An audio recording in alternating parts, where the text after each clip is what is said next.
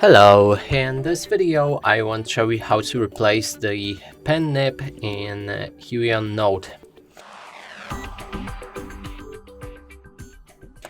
To do this, first you will need to unpack the pen. You will also need those nibs, and there's the clipper inside as well that allows you to easily remove them.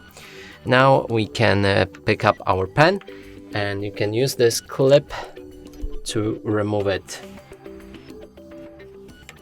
You can also do it with your fingers. Honestly, it doesn't matter. And then we can remove additional nibs that comes with the package and simply slide it in. And here we have it. The pen nib is replaced. You also need to remove this plastic.